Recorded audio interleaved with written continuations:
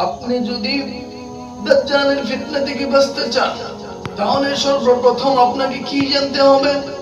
আল্লাহ তাআলা বলেছেন যালিকাল কিতাবু লা রাইবা ফীহি, ওই সেই কিতাব যার মধ্যে রয়েছে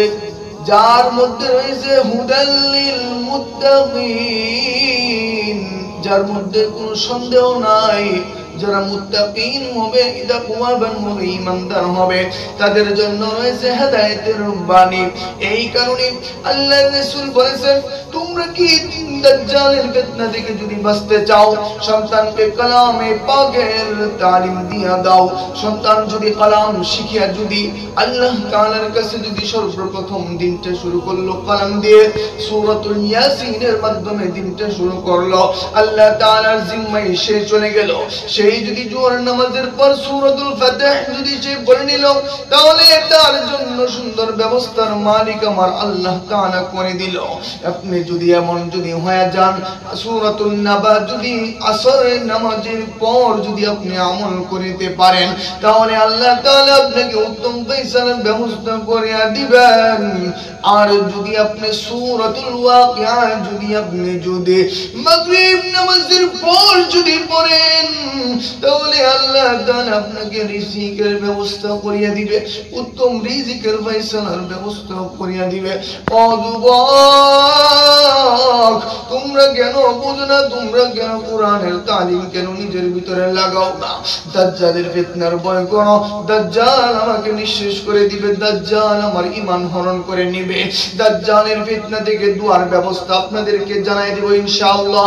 দাজ্জালের ফিতনা থেকে যদি বাঁচতে চান, নাম্বার 1, যদি কোনো মানুষ জুমার দিন 15 নম্বর পারার ভিতরে একটা সূরা আছে, তার নাম হইতেছে সূরাতুল কাফ।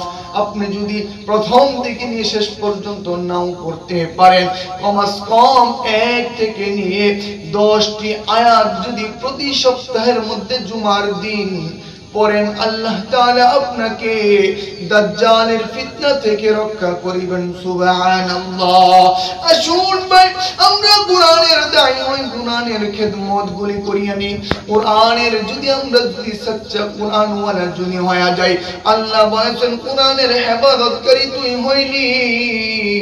যে কোরআনটা হইতেছে ফি লাউহিম মাহফুজ,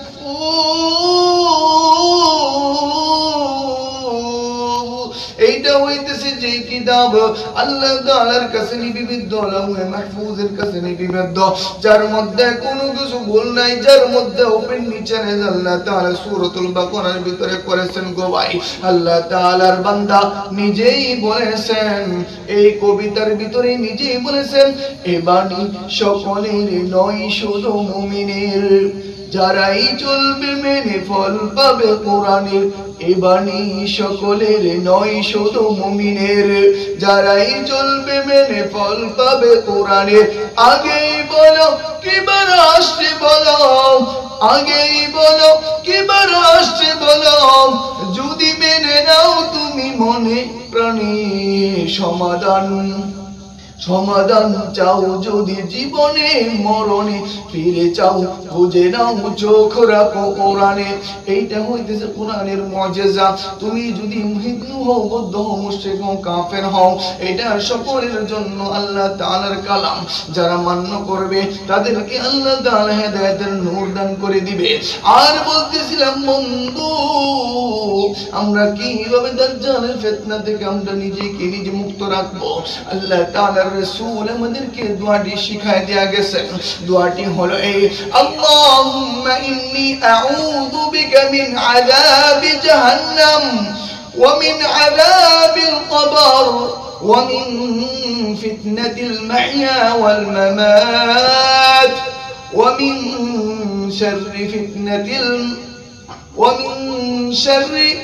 ফিতনাতিল المحيا والممات ومن شر فتنة المسيح الدجال। এই দোয়াটি যদি সকাল সন্ধ্যা যদি আমল করে, আল্লাহর রাসূল বলেছেন নিশ্চয় দাজ্জালের ফিতনা থেকে আল্লাহর জিম্মায় ওই মানুষটাকে হেফাজত করিবেন।